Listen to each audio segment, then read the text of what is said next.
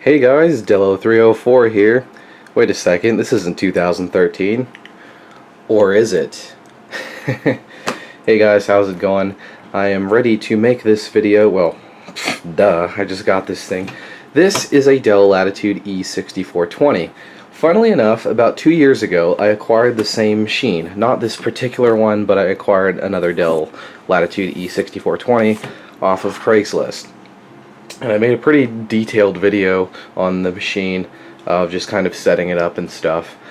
And now we're going to do that again because this is another Dell Latitude E6420.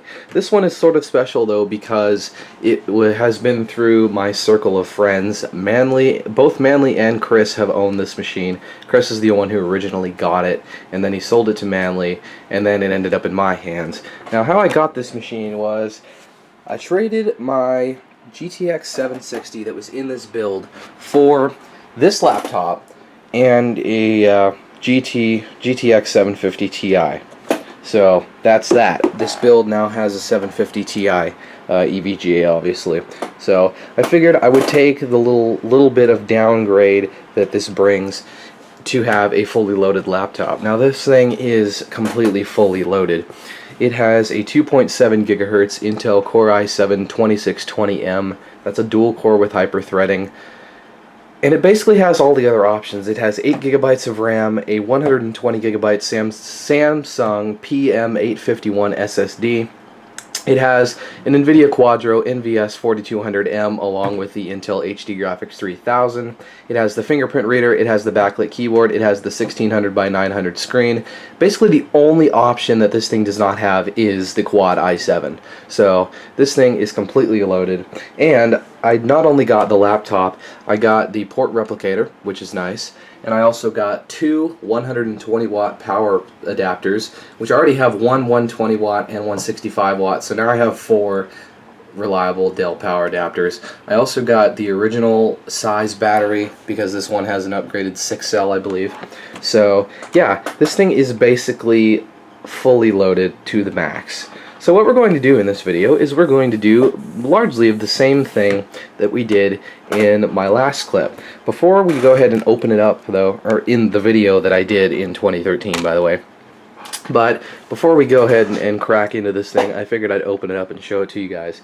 So it is going to need some cleaning. It's got some smudge marks on the screen and dust in the keyboard and stuff, but I'm going to do my best to make this thing look spotless.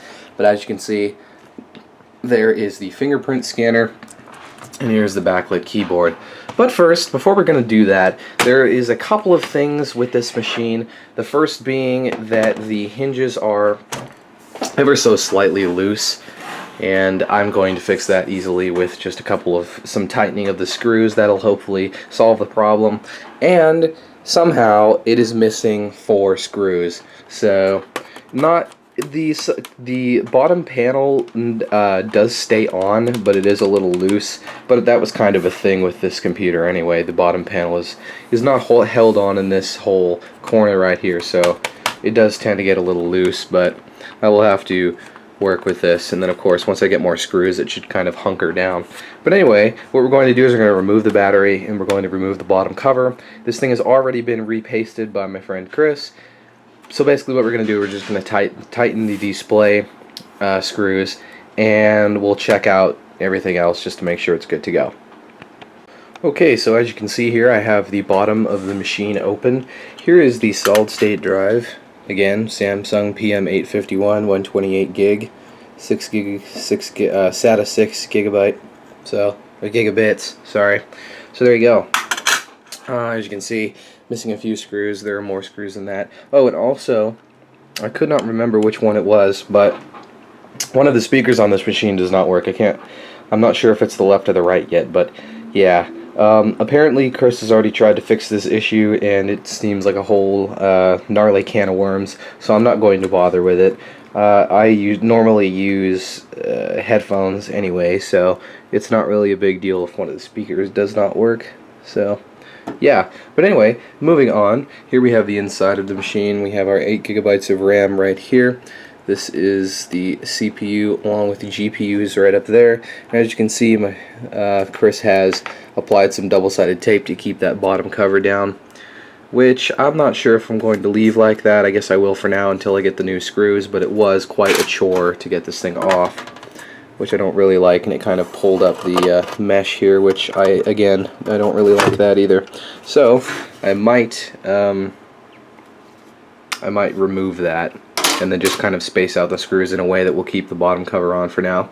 Moving on, here is a comparison of the two batteries. This is the original 60 watt-hour battery. I believe it's a 3 or a 4 cell, and then this one is the 87 watt-hour, which I believe is a 6 cell.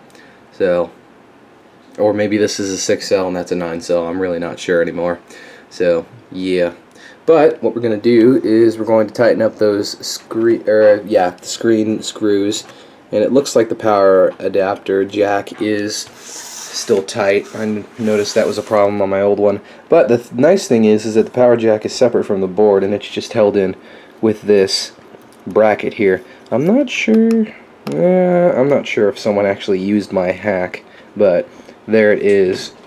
Moving on, there's not really much else I can do in here. I'm just going to go ahead and tighten up the display screws and put it back together, but that is the inside of the machine. Okay, so what I did here is I removed the 2 adhesive strips that were here. I'm not really worried about this. And by the way, I already ordered 4 screws for this machine yesterday, so this is not going to be a problem for long. But one critical design flaw with the bottom covers of this machine is that this whole section here, not even these screws, this whole section here is just held in by clips. And even though this bottom cover is magnesium, it just doesn't like to stay on very securely. And I had the same problem, especially over here with my previous E6420, which what I did is I put a tiny little piece of double-sided tape just to kind of keep it where it needs to be. And as you can see, yeah, it's just not a great design on Dell's part. But otherwise, it's a nice computer. So I'm going to go ahead and open it up and we'll check it out now. Okay, let's go ahead and fire this thing up. I've cleaned it to the best of my abilities here. So, yeah, nice and clean. There we go, let's boot it up. It's running Windows 8.1 Pro. So, there's that. It's nice to have a Dell laptop again. It's been a while since I had one. A business class one, at the very least. Let me go ahead and enter my password here. Doing this Dell 304 style, no tripod, no fancy effects, none of that crap. So, yeah, here it is. I gotta connect it to my wireless network. I'll be right back. Okay, so we're done with that. Let's go ahead and check out the system properties here. So, as you can see, we have a nice 1600 by 900 display, and the specs are as follows. So we have a Core i7 2620M, 2.7 gigahertz. We have 8 gigs. It's using some for the the onboard video, which I probably can disable, but meh, I'll just leave it. And so there's that. So there is that. Let's go ahead and open Specky, I guess, because that's a little more detailed. Give it a minute, it'll load. Okay. Just to get a look at temperatures here, so here we have my Core i7 running at 43, which is 40. Yeah, it's fluctuating a lot. Okay, so it's running at about 50, let's say. And the 512 megabyte dedicated memory NVIDIA GeForce Quadro NVS 4200M is running at 44, which is good. Chris said he stress tested this thing and temperatures were fine, so that's cool. So yeah, that's basically it. There's not really much else I can show in terms of software. It's just you know, your run-of-the-mill Dell business laptop. But I hope you guys enjoyed this little video, and yeah, I hope to make a couple of more like these in the future. But don't count on it. Anyway, there you go. That is my new Dell Latitude E6420. See you guys later.